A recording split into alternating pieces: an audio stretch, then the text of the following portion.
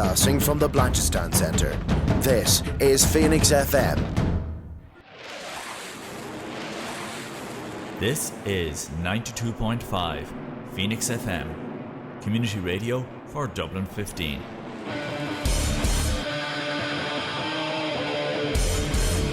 Hey everybody, it's JB Jeremy Borash, and you are listening to Darrow O'Connor on the...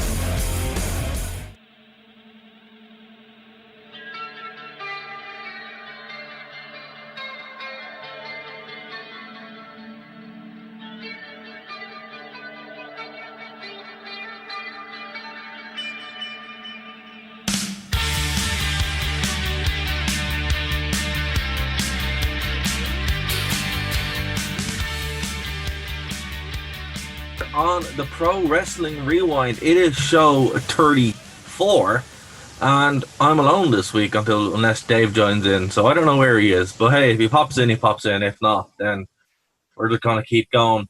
As I said, this is show 34, and just checking to see if I actually was live there. So if you guys are in the chat, don't be shy, pop in. We're on Twitter, YouTube, all that good stuff. Thanks to the True Penny channel for having us on. And this show is kind of different because it's our first ever fan show, our first fan submission show. And we will get to that as our main topic. Interesting. I didn't actually... I'll save it. I'll save it just in case Dave pops in. This week was kind of weird in wrestling. Like just before we jump back a bit, I did have some segments that I wanted to talk with Dave on. Look, we have this Raw segment now at the moment where it's this underground fighting league, Raw Underground, and it's I don't know, it got less time this week. It seems like it's planned out a little bit. Slapdash, there's some people saying that they maybe shot it in bunches.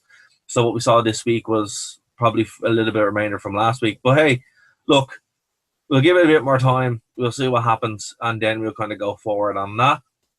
SmackDown, the WWE's Antifa group, that's what they look like, is probably did the most ridiculous segment I've ever seen in professional wrestling, and I watched a lot of WCW and TNA for that matter.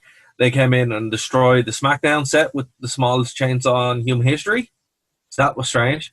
I don't know. What do you guys think? Do you like what's it? Revenge? I don't know. Whatever the group's called. It's just really dumb. And I see what WWE's trying to do, but of all the factions they were trying to bring in, we thought we were going to get new Nation Domination. Thought that would have been a bit better.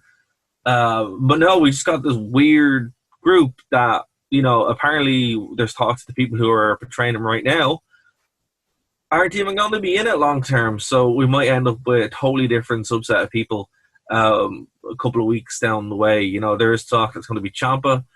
No one in there looks like Tommaso Ciampa, but, we'll see what's going on. They did make it very clear that they wanted to have some women in the group as well, which is why you can see their hair, particularly when they go and attack the female competitors. But it's just, it seems very, very thrown together, very last minute. And it's just, wrestling is just strange. WWE is very, very strange at the moment. Some good stuff from this week. I really, really liked what I saw on AEW. The Orange Cassidy debate with Chris Jericho is fantastic. Probably one of the best things you'll see in a wrestling company this year. It's very funny. It's very good. Orange Cassidy, I think, is one of those talents that started off as a meme, and now you see that he's a lot more than just a meme. The match itself is supposed to take place this week, I believe, this Wednesday. So, we'll review it next week and see what's up. Matt Hardy took probably one of the worst chair shots I've ever seen. Sammy Guevara threw a chair shot at Matt Hardy. And the blood was everywhere. It wasn't a gimmick chair. It wasn't supposed to be that violent. And, look, it's in wrestling, in wrestling, everything is fake. Everything is worked. But, apparently he was reprimanded for this. So, hey, man, maybe chill out with the the uncontrolled chair shots, so you don't kill someone with it. You're right, but that's is what it is. Speaking of which, another strange wrestling injury, I suppose, or not an injury, like an incident. Poor, Walter, Mini Walter, as what's his name again? Dominic Mysterio. Yeah, he got absolutely destroyed with a bunch of kendo sticks. So that poor lad. A very nasty segment, I must say. And if you go online and see, he signed his WWE contract. He signed that match for Seth Rollins at SummerSlam, but he paid for it. It's unbelievable. It's just one of those things where you really can't put a price on that kind of injury, and it's something we haven't seen in a while. So some people compared it to the thumbtacks on skateboard, but yeah, man, serious dues being paid there. But now he's an official WWE superstar. So we'll have to see what the match is like. To be honest with you, when I was watching that segment, it looked like they were building up a match with Seth Rollins over and Samoa Joe rather than anything else, because Joe obviously is still injured. That's why he's doing commentary, but they were the ones really building it up. And Samoa Joe can't be involved, or else he'd be suspended or fired or whatever that is. But yeah, man, look, we'll have to see what happens. It's still a weird time. There's some talk that SummerSlam is probably going to be on a beach. And yeah, so let's just kind of see what happens. Yeah, we've got a couple of weeks out, maybe 3-4 weeks. It's coming up fast. It's August, and it really doesn't feel like it's this year has gone in so fast. So yeah, the next topic this month, speaking of SummerSlam, this week rather, featured the debut of Chris Jericho in 1999. Now, this is weird because I remember this happening. Like, this was not something that, it feels like that long ago. It literally feels like 2 or 3 weeks ago, or 2 or 3 years ago, rather. But no, it's 20 years ago, which is scary. And, it's on Raw. The Rock was cutting a promo. Chris Jericho, there for weeks building up to this, there was the Y2J clock, and it was a play on the Y2K thing and the Y2K bug and all the fear around that in the late 1999, early 2000s, which of course was the fear that the clocks and all the computer systems wouldn't understand what the year 2000 was, and they'd tick over and they'd reset back to the early 1900s or something like that. Obviously, that didn't happen. Everything kind of worked fine. Actually, a couple of years ago, there was a bit of a glitch for something similar, but it wasn't as apocalyptic as some people had, put out there and said, "Oh, this is the end of the world," and all that kind of stuff. It wasn't, but it was a really kind of cool thing to adopt. And Jericho obviously used the Millennium Clock as his namesake, his gimmick. And, for weeks building up to it, there was this clock with this time, building up to it. And, it pops up halfway through the show, 3, 2, 1, bang. Fireworks. I forgot how loud the pyro actually was. WWE really went for it with the pyro.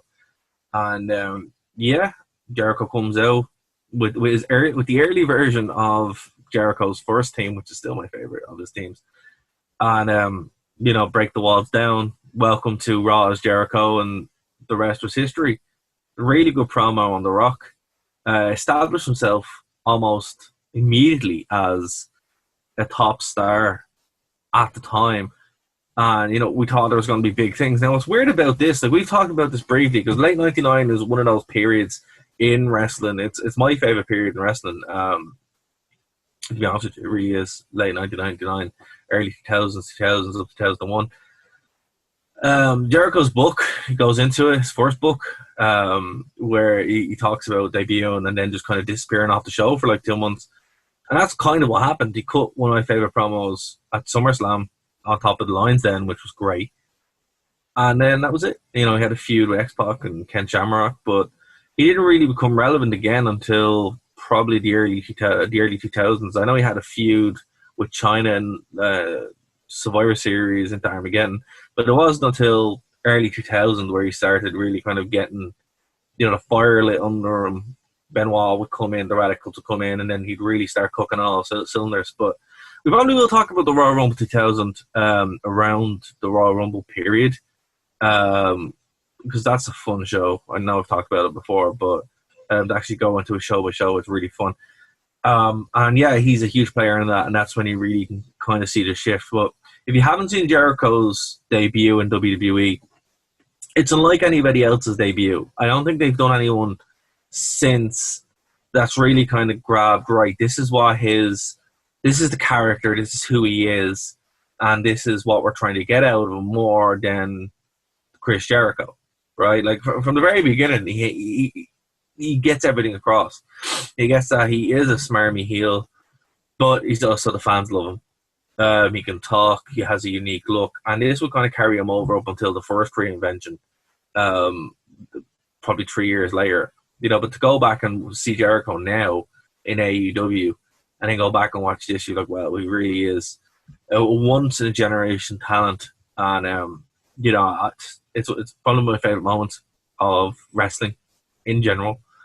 So it's crazy to think it happened so long ago and that will happen during the week. So there's a good Twitter page, This Week in Wrestling on Twitter, if you guys are on Twitter. If you are, follow me at RWV. And I post out anything good from there, and usually it's around the 2 there now. Right, so let's kind of transition into this here. So obviously this show is for you guys, right? Like I do the show for Phoenix, and we do it for the True Penny channel, stuff like that. But the whole point of this show is rather than just talk about the week in wrestling or something like that, because thank God we don't do that in any great detail. There's better guys to do it, and there's just guys, fair play. It's a Herculean effort that I would just not want to do anymore. Stephen Larson's channel, the Solid Monsters channel, all that kind of good stuff. They do it. And fair play. But what I like about this show is we can kind of do what we want, and we do. But that also extends to you guys who are listening and you guys who are watching. If you want something on this show, right, you can do it. You can just ask for it. We'll cover it. And one of our listeners, Nick, and forgive me, I'm going to butcher your name, Nick. I really am. Pawaski via Facebook and via the Nerd to Know Facebook page, actually, requested this topic. Now, there's a couple of ways you can actually request us to cover something. So the first one, the most direct way, is to leave a comment underneath this video, right? Literally. Under the video, you can just leave a comment and we'll put it into rotation. Another way is over Twitter, at WVI Desk, at RWV, at Dave Stevens, at the Pro Wrestling Rewind. Should all pop up as well. Facebook, Nerd to Know Media, Pro Wrestling, Nerd to Know Media, the Pro Wrestling Rewind. They're all there, or at nerdtoknowmedia@gmail.com. So there's a bunch of different ways that you can actually reach out and suggest a topic. But if you're watching this video and I go, hey, I want them to talk about this, leave a comment below and we'll pop it into the hopper and we'll get to it, But yeah, so this one was submitted about a week and a half ago. So thanks, Nick. I really do appreciate it. And he wanted us to talk about Monday Night Raw from May 17th, 1993. And I don't know why. To be honest with you, it's a strange one. Once again, thank you very much for popping into the chat. And look, I don't know why. I don't know why they wanted to talk about this, but we did. It was fun to kind of go back and watch. So what we decided to do for this one was do a comparison between 1993 and then 2003, so a 10-year kind of gap of these shows. They're going to get a different feel, and you really do kind of get a slice of what the product was like at these different points in time. And the first one here is obviously from May 17th. This was from the Manhattan Center in New York City. And the main event really was Marty Jannetty versus Shawn Michaels for the WWF Intercontinental title.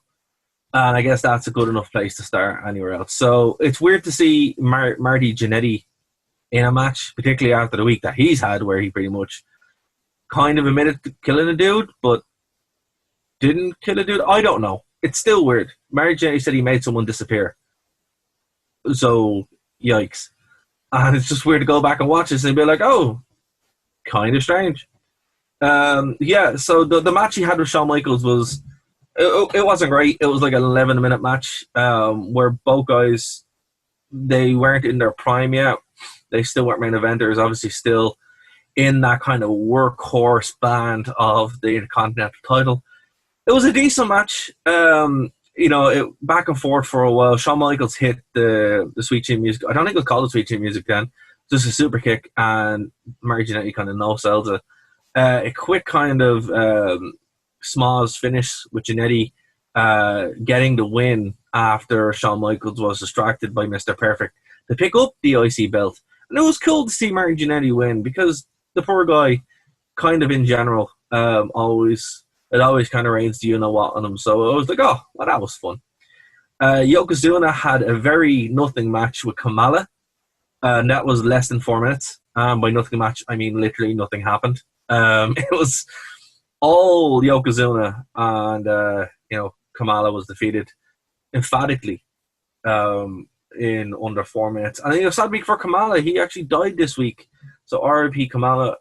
Also, fun fact, really, real fact. He has the most sought after, rarest action figure that sells for about 10 grand. So if you have a Kamala action figure from the early 90s, go on eBay and sell that because that's worth some serious money. Tatanka, not Tanaka, someone else. Tatanka defeated Scott Taylor in 4 minutes. Again, this match was very throwaway and nothing was resolved. It just kind of happened. The Kid defeated Razor Ramon in 2 minutes. Shock finish. The Kid, obviously, X-Pac, wasn't really over. He was just kind of there and did stuff. And Razor Ramon was playing the bad guy heel. Scott Hall, of course. And 2-minute match. Nothing was resolved. Smoking Guns. Billy Gunn and Bart Gunn defeated Tona Vajda and Glen Ruth.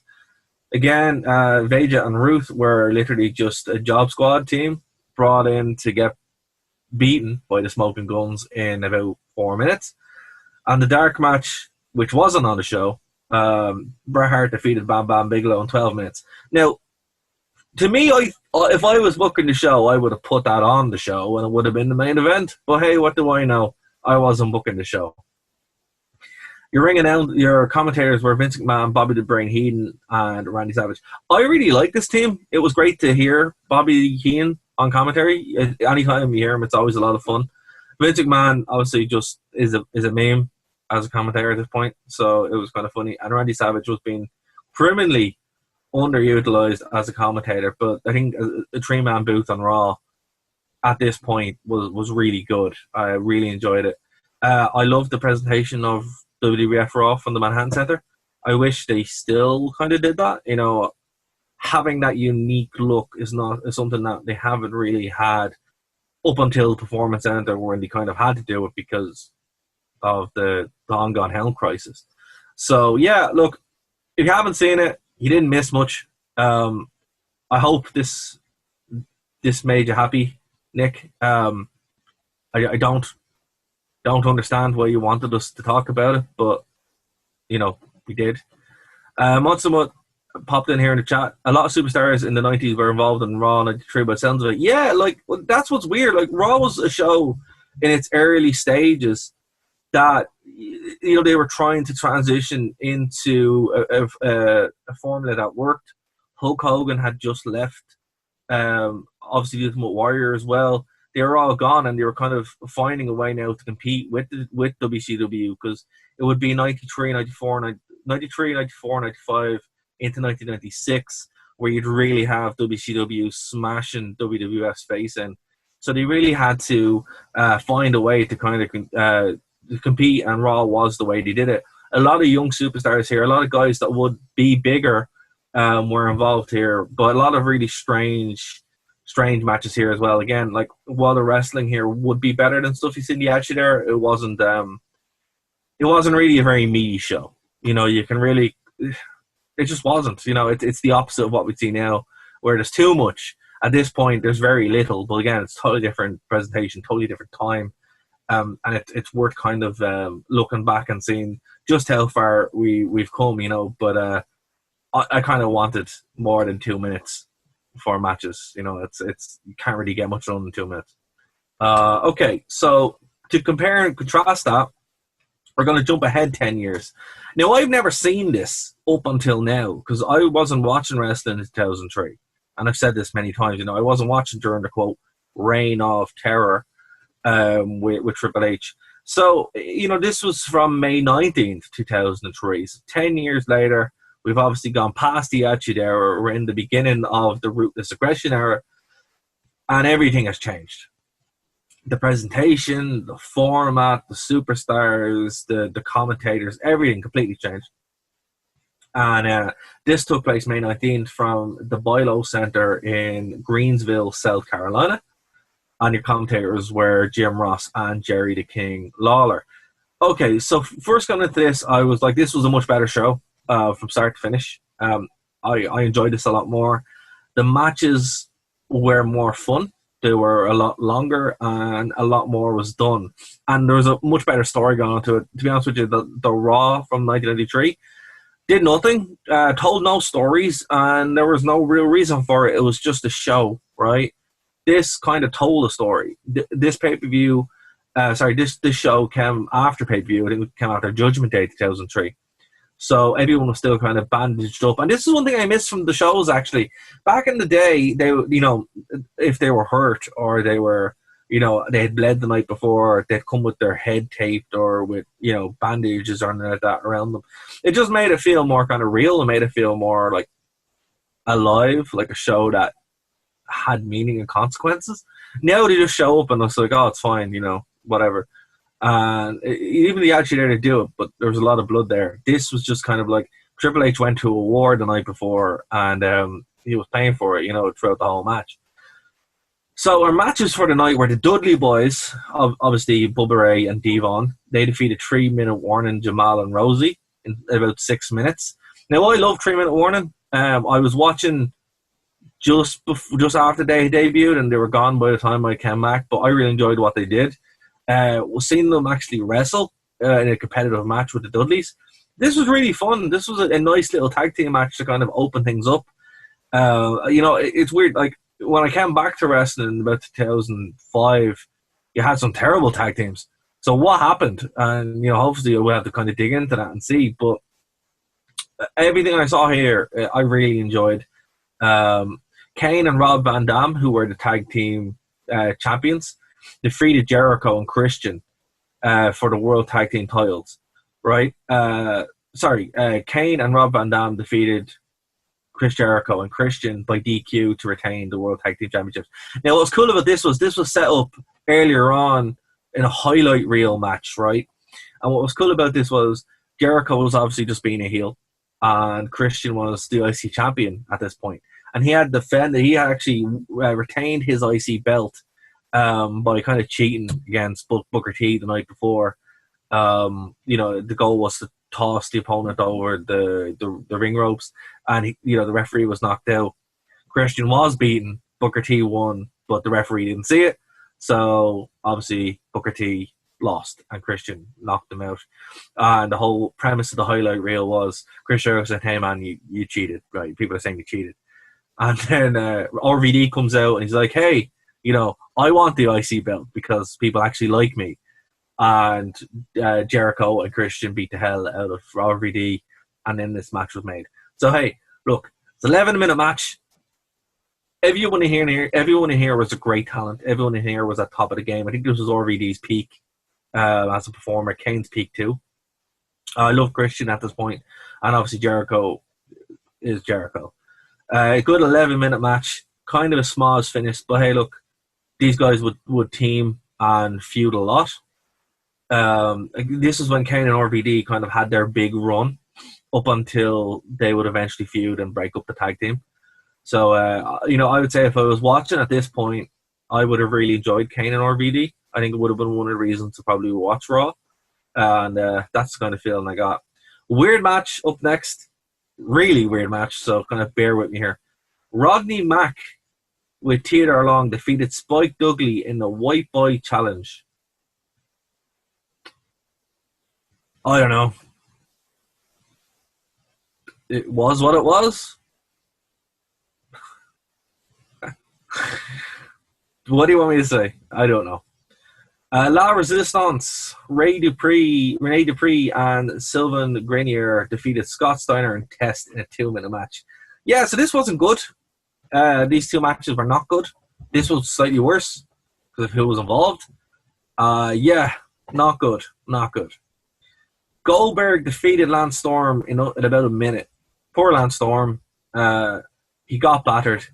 And Goldberg killed him basically, and that was it. This was after Goldberg's debut. They were still kind of building up before he'd kind of, go against Triple H or be ready for something like that. And yeah, man, it wasn't good. It wasn't a good run. No one really came out of this looking anyway strong. And yeah, poor Lance Storm, R.I.P. Triple H would defend the WWF World Heavyweight Championship. Sorry, not the WWF, the World Heavyweight Championship. The big gold belt that they brought in after the brand split, and it was awarded to Triple H. This was set up earlier on the night. Triple H had obviously just come off Judgment Day, and he was pretty beaten up.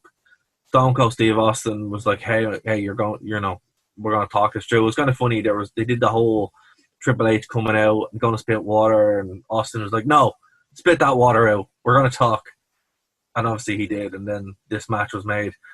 Ric Flair.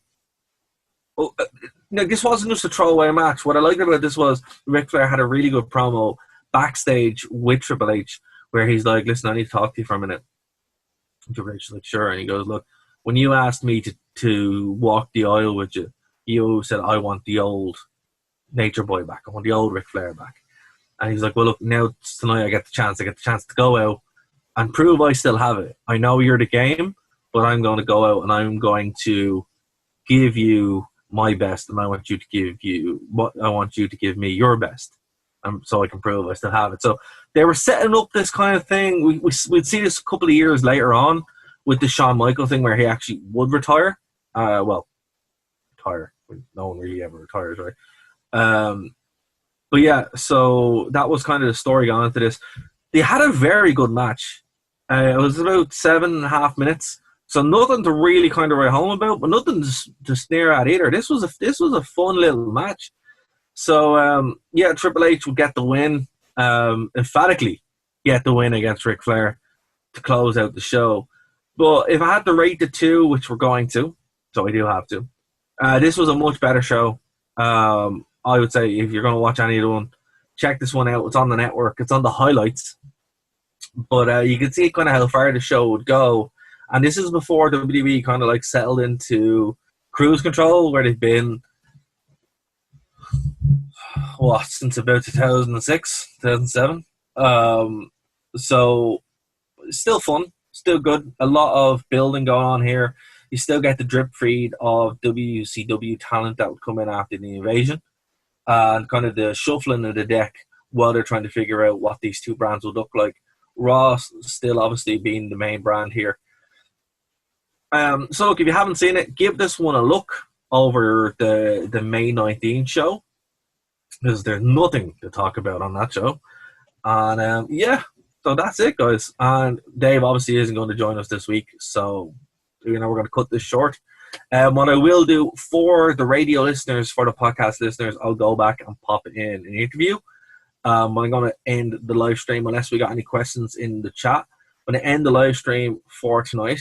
And thank you so much, guys, for joining us. We'll see you next week here on the Wrestling Rewind. Thanks, guys.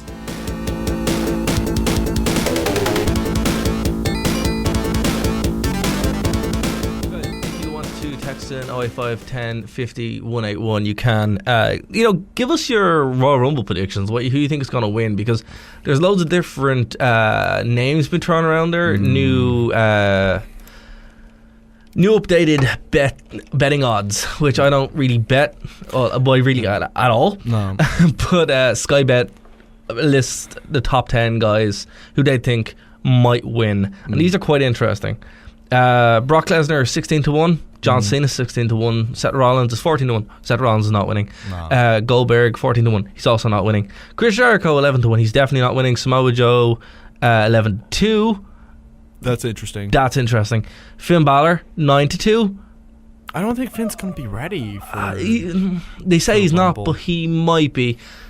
If Finn is healthy, Yeah. that's probably a good shout. Yeah. I don't think he I is. don't really want Finn coming. Like, I would much rather if they held off on Finn until after Rumble. Because don't get me wrong, I love the dude to bits, and he's going to have a hell of a career, but I don't really want them going, oh yeah, look, we're kind of arbitrarily putting him in the main event, and then he gets injured, and going, hey, look, we're going to arbitrarily put him in the main event again.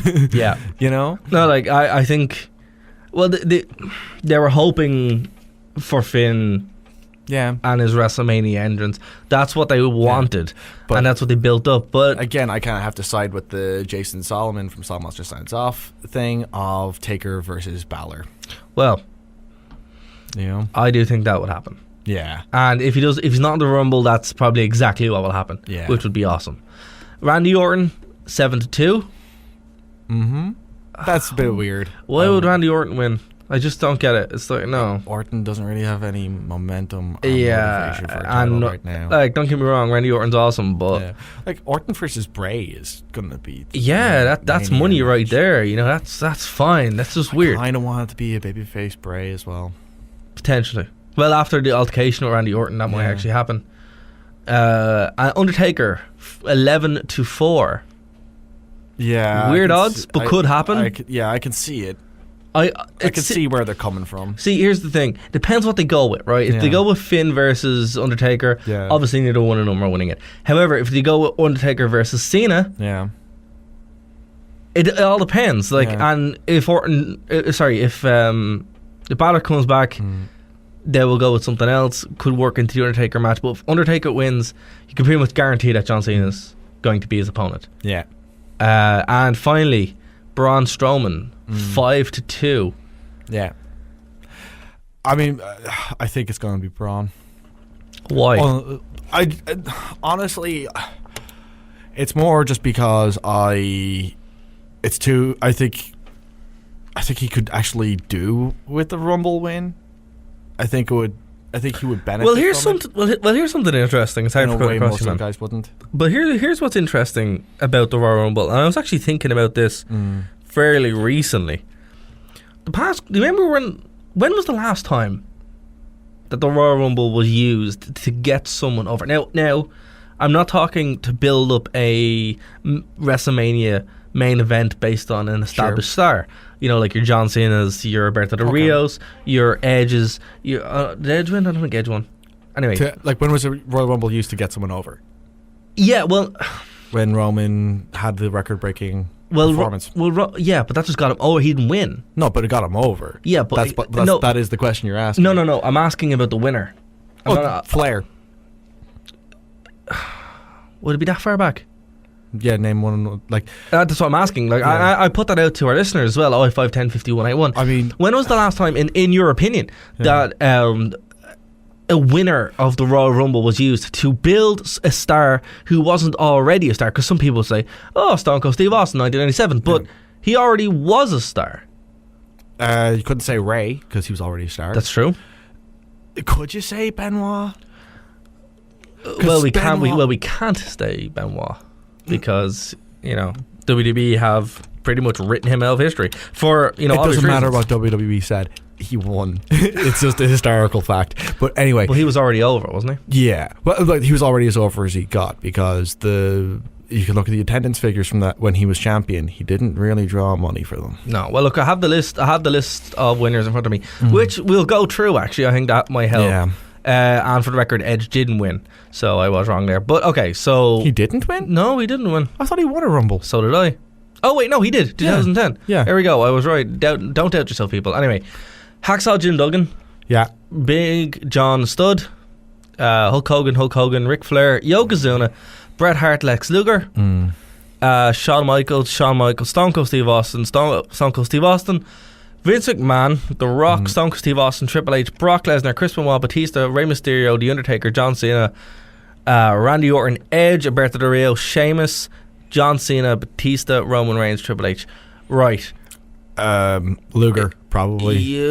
Luger or Flair. It's it is that far back. Once you get into the Attitude Era, it becomes more of a mechanism to build storylines. To build a storyline rather than to get a guy over. That's true. So I didn't think it was that far back, but yeah.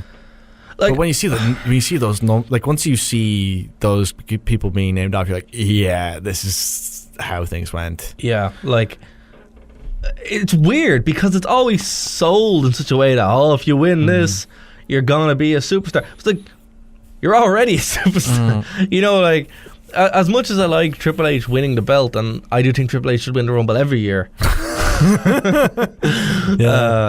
Joking, guys, come on. Yeah. Well, kind of. But, you know, he didn't need to win it. That was obviously a storyline. Like, there was no... Like, he didn't get over by winning the Rumble. But no one got over by him winning, you know? Well, I was happy. Yeah, but, like, you know what I mean, though? Like, did it make Roman Reigns a bigger star? No. Did it make Dean Ambrose a bigger star? Yeah, no. but when Roman Reigns won, that also didn't make him a big star. It was the Poochie moment heard around the world. That's another conversation.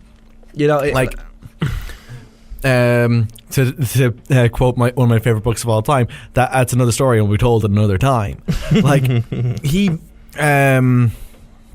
like that like almost every Rumble for the last, I'm going to say 10 years at least, has done a really poor job of getting anyone over. Yeah. You know? Well, okay, actually that's not fair. They did a good job of getting Roman over. The one where he had the record-breaking eliminations. That did a really good job. Well, the Rumble also has gotten Kane over super big.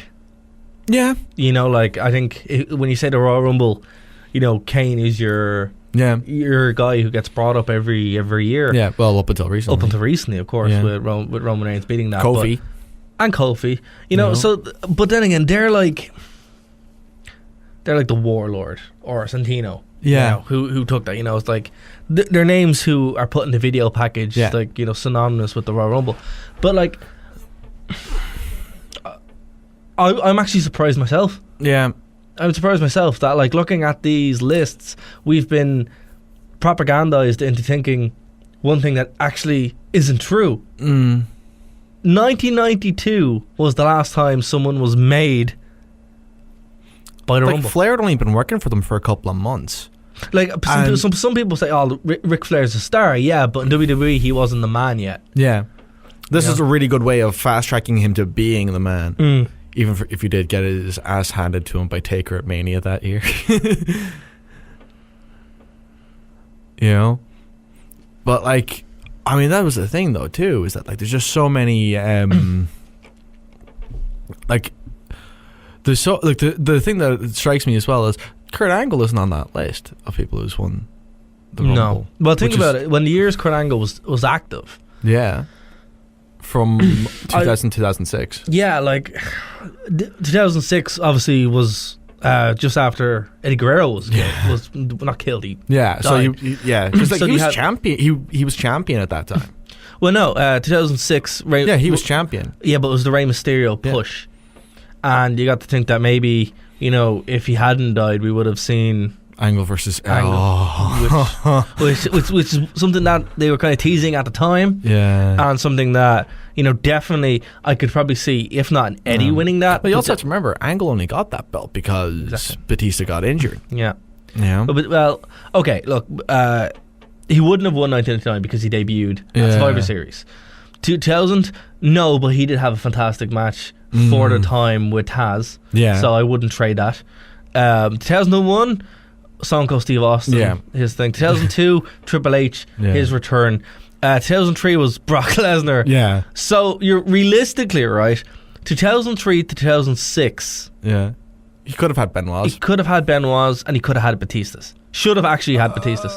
For the story they were telling with Batista, I think there was another way to get there. Yeah. But again, 2006, 2005, and 2003, 2002, 2001 were all very much storylines for the sake of it, and not really to establish somebody. And I think maybe that's why we didn't see a Kurt Angle win. I'd say though, 2000 was weird because that was like The Rock, where he tried to repeat he did repeat the Luger Bret Hart thing. Yeah. And that was for a waste of a WrestleMania match. But that fell away. WrestleMania 2000 was a poor WrestleMania for a very good year of wrestling. Yeah, it's weird, isn't it? Like 2000 was one of the best years ever in wrestling. I would argue it's the best year of wrestling ever for WWE anyway. I like 2001 up until the wheels kind of fell off with the end of the invasion. I have a personal soft spot for it, but I do agree that 2000 technically on paper is a lot better. Even week to week watching the shows, it's so much better. But yeah, WrestleMania 16, which you called 2000, was not good. Had 3 really good matches though. Oh yeah, like it still had things that were worth the price of admission. Yeah. You know. Also, like the stage, like we'll get to that when we're talking WrestleMania. But like, you know, what I would suggest to everybody listening, go back and look at these figures. And like, we did a show a couple of years ago where we looked at the Royal Rumble 1999, and that's a cluster, you know what, of a show. And a Rumble, that's just a mess of a Rumble. That Rumble's so much fun though. It kind of is though, but it also isn't because. But like, you know, like we have people now who are listening to the show, or some people, like definitely people walking around who are wrestling fans. I'm not talking about kids, I'm talking about like teenagers who weren't alive when when this Rumble happened, so they don't know anything about it. But it's weird, you know. And, but I even still remember, like, there was a Rumble a couple of years ago where, like, for the first 10 ones, it was just CM Punk throwing guys out of the ring. It was on the microphone? That was amazing. He was on the Straight Edge Society. Yeah. And he would just sit down Indian style and just cut promos on people. Oh, it was phenomenal. And, that was great. And I remember sitting there with one of my friends, and, like, he was just going, this is the dumbest thing. And like, being real, like genuinely getting heated up because of Punk. And I was like, this is great stuff. This is great heel stuff. No, I loved it. From him. But I think that was some of the best stuff of Punk's career. Yeah. Was that run with the Straight Edge Society up, like, as far as character development, because even when he became like a megastar, there wasn't really that much character being shown by Punk. Well, I mean, again, talking about the odyssey of CM Punk is kind of a show in itself, which we might actually do. We might actually do in the future. I think, you know, I mean, it might be one thing if you guys are interested. We might actually kind of do bonus shows where we talk about guys of interest. Like, I'd love to do a show on Daniel Bryan. Yeah. Like, I'm actually reading his book again because I just got in the headspace to read it. It's a good book. Yeah, very good book. Like, I wouldn't mind doing one on him. Like, there's lots to talk about, you know, but there's loads of guys I'd love to kind of have discussions about. Yeah, you know, it's just literally gauging the interest. So you know, let us know. WVIS2016@gmail.com is how you can reach us, and that's where we take your emails also. But we've also got a Twitter as well. We have Twitter as well, which is at WVIDesk.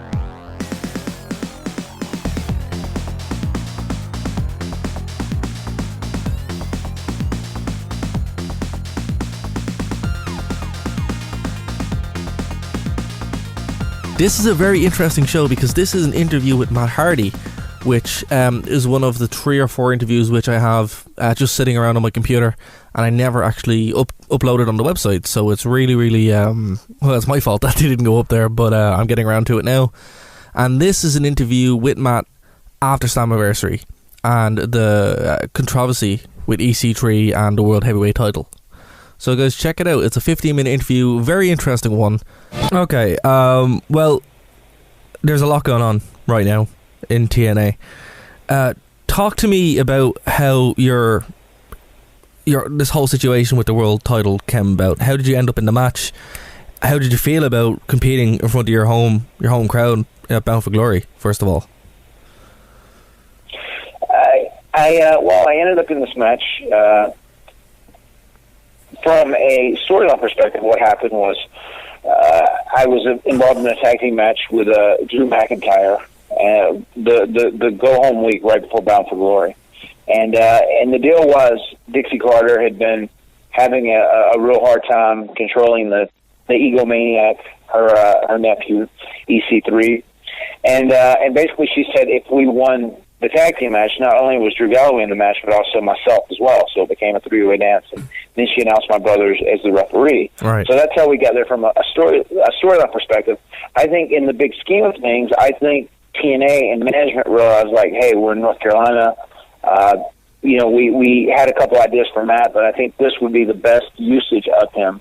And I think it worked out, especially because, like, for 3 months prior to that, I had been working with EC3 in a program for the world title. So I think he kind of tied up a nice little bow on everything, especially the story, because you had, the guy, Matt Hardy, who's fighting for redemption against EC3 and fighting to win that heavyweight title, and then finally, I'm able to walk into this match at Bound for Glory in my hometown, or actually 100 miles in my home state, 100 miles from where I live, in my home state, and be in front of my fellow North Carolinians to perform, and that was amazing. That night was truly incredible. I was so honored to be put in the match, and I was also so excited to perform in North Carolina in that main event of the pay-per-view for the world title. And when the match was all said and done, and I became the TNA World Heavyweight Champion, and then, it was so great to have my dad, who's 82 years old, and he's had a lot of health problems in the last few years. For him to be alive and be able to be there and witness it and celebrate with me in the ring. My son, who will be 4 months old tomorrow, Maxwell, for him to be there and celebrate it with me. My wife, my brother, my best friend, Shane Helms, all those people were in attendance, and we celebrated at the end of the night. I mean, it truly was almost like a happy ending to a fairy tale, and not a lot of guys get to have that in wrestling career. So I feel very honored and humbled to have been able to have that magical moment. Right. And it's something that I think a lot of TNA fans, myself included, were expecting to happen a little bit sooner. But we're glad it happened when it did. So I was happy when you won the belt, honestly, but what happened afterwards? Thank you. What happened afterwards really confused me, because I know there was a lot of outpouring of support for you when you won the belt. People were happy we were happy when Jeff won, happy when you won. You have a lot of fans that carry over. How did you feel when you found out you were going to drop the belt, or was it actually your decision to drop the belt? Well, when the thing came about EC3 filing an injunction and me having to relinquish it, it's certainly not a perfect case scenario. In a perfect world, I would have loved to have been a fighting and defending champion, and I would have loved to have had a celebration Wednesday on Impact, and then I would have loved to have started wrestling different number one contenders and became a great fighting champion. And TNA Impact Wrestling fans, what they deserve, a champion who goes out and has kick-ass matches week in and week out, and that's what I wanted to do. The reality of the situation is that the belt had to be relinquished, it had to be vacated so we could move into this world title series. And not a perfect world scenario, but it is what it is. And regardless if I had the belt for 3 days or 3 minutes, that moment that I had celebrating at the end of Bound for Glory made everything worthwhile. Right. What was the remit for you? Were you told going into the match that the belt was going to be taken away, or did you decide, hey, this would make the storyline better, or were you involved at all? That's what I'm trying to get at. I was involved. I was involved with everything that was going on. Decision making was, and it was basically one of those things where TNA and Destination America, they were kind of figuring out where the future goes, and basically this is the hand that TNA was dealt, and we had to make the most out of it, and that's what we did to make the most out of it. Okay, cool. Well, moving forward into the world title series, how do you feel? How involved are you in this now? Is the goal to try and get back up on top, or are you looking for revenge on EC3? No, no doubt. My goal is to win this thing and become the TNA World Heavyweight Champion for a second time, and have the reign that I actually deserve to have. Right. And in a best case scenario, the finals would come down to me versus EC3, and I would beat his little ass and pin him so he couldn't say he was unpinned anymore. That'd be the best case scenario. Mm-hmm. But regardless, I want to go on. I want to win the World Title Series, and I want to become the champ, and I want to represent TNA proudly and give the Impact Wrestling fans a champion they deserve. I mean, I really hope at the end of January, what the World Title Series will be done by then. I hope at the end of January, when we roll into the UK and those 3 big television tapings, I want to be the champion at that time. Okay, well, hopefully that would be cool to see, man, because it's been a while since you've been here in the UK. How do you feel about maybe working over here again? Are you excited about it? I love coming to the UK.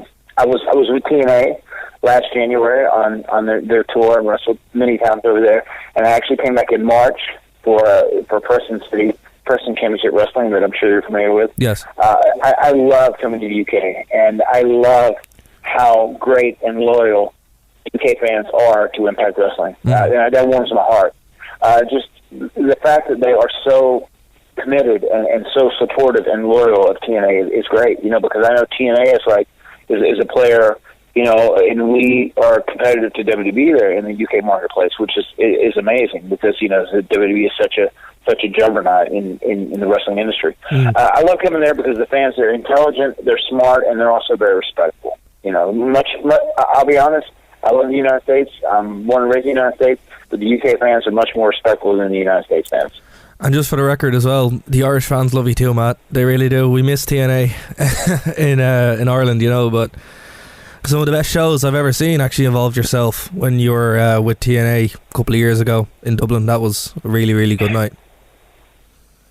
Very good. Yes, I know Ireland is a great market for TNA, and I hope we make our way back over there sooner than later. And I think from the little rumblings I hear, a little birdie told me that we're hoping to go over there more. So I hope that comes to be. Definitely. Well, what can the fans of TNA expect from this World Title Series? I think they can expect it's going to have much more of a sporting event type feel than like a professional wrestling / sports entertainment concept. Even if you watch the first show with the graphics and the scoreboard and just the way it's like much more of an athletic contest. It's very similar. Obviously, it's based after the World Cup. It's going to have a very similar format, and I think wrestling fans who really love wrestling more than like storyline, overly heavy storyline driven pieces on wrestling shows, I think they're really going to enjoy this because the action is going to be every man in this tournament. Of the 32 people that started, want to win it and become the final guy and become the champion. So it's going to really have much more of an athletic sporting event type feel to it. And you think that's the direction of pro wrestling should go in now? I think it is. Pro wrestling will always be kind of a standalone act because there's always going to be an entertainment aspect of it because you're going to have larger than life characters, and it works because you can even look over like UFC. They built they a lot of personality and personas onto their characters. The guys who stand out in baseball and football, and I'm sure over there soccer and with your football. Like, I mean, there's going to be guys who almost like have a gimmick, who have like a larger than life personality, and they become the biggest stars in the league. More often than not, and that's always going to be a part of professional wrestling. So Impact Wrestling is always going to have guys that are characters that are going to have personas that are larger than life. But I think the more we can kind of gear it towards being a sporting event, I think it'll even more appreciated from the fan base. Okay. Well, we're on a bit of a time lapse here in the UK and Ireland because we get the shows on a Sunday and a Wednesday compared to when they go live in the US. So there's still kind of a bit of delay from feedback here towards the series. What has it been like over there in the US? It got great feedback. And one thing that made me very happy is that after the Bound for Glory pay-per-view and the celebration of me winning, and then it happened pretty rapidly in the next couple of days after the EC3 injunction, and then me having to relinquish the title, and then the World Title Series started. I mean, it happened very, very rapidly. But just all that buzz about it, actually here in the United States, it drew probably the best rating we've had since we've been on the Destination America Television Network, which is cool because it shows that people are interested in what was happening from a storyline aspect from the company. So I think people are going to see this show and go, wow, this is really kick-ass wrestling. And I think that's what diehard wrestling fans want now in this day and age in 2015. 2015 has been a crazy year for you in particular. You had a great series of matches with the Wolves on Team 3D. and you actually had to vacate the tag team belts there as well. So it's you've won championships, but you've vacated championships as well. It seems to be you're winning championships left, right, and centre. Like, how do you feel about 2015 as a whole for yourself? 2015 has been a standout year for me, and body of work looking at it from top to bottom. And it sucks because at least I don't have to take the heat for these titles being relinquished or vacated. In the first one, it was my brother, being Evil Knievel, breaking his leg. So I didn't have a tag team partner, so I was forced to relinquish the title. Yeah. And then the second time around, it was EC3 and his malicious hate for me becoming champion in my home state. He's the one that filed the legal issue, which made me relinquish the title. And, looking back, it sucks. It'd been nice to have great reigns with those. But, I did my job. I worked hard. I earned the title match. The circumstance. But my goal right now is to win this World Title Series and get that right mode. Okay. Hey, Matt. You're cutting in and out quite a bit. It may be where you're located in your where you are. Okay. I'll try and stay. Can you hear me right now? Yeah, perfect. Okay, I'll try and stay right here. Sorry about that. It's okay. No problem. Just to finish up, Matt, 2016, looking ahead, what does the future hold for yourself and Jeff and Hardy brand in general, aside from the World Title Series? Like, what do you guys want to achieve next year? Well, I know right now my brother his leg is healed from the break he had, but he found out he had some ligament damage in his leg, so now he's doing rehabilitation on that, trying to do it without having a surgical procedure done. Mm-hmm. So I know his first goal is to get healthy. Right. My goal obviously is to win this World Title Series and become the TNA World Heavyweight Champion. Okay. But in the bigger scheme of things, I want as a singles competitor to try and be a great representative of TNA, and I want to do things for TNA that I can. I want to do everything for them that I can to help them as a brand and as a company and help grow. Whether it's here doing this promotional interview with you, or just being a great performer whenever I'm wrestling on the television programs, or if I'm doing a meet and greet, or if I'm representing them in any way, shape, or form, because the wrestling industry needs TNA, and it needs Impact Wrestling to grow and thrive. And there's a lot of guys out there that are working for TNA that are amazing athletes, amazing professional wrestlers. And it's my job to try and help contribute as much as I can to TNA, just make it the best possible product that it can be. I agree 100%. I've been a fan for 12 years, so, it's something that I'm happy to hear. And I wish you all the best, sir. Thank you so much for taking time to talk with me. I really appreciate it. Thank you for listening to a Nerd to Know Media production.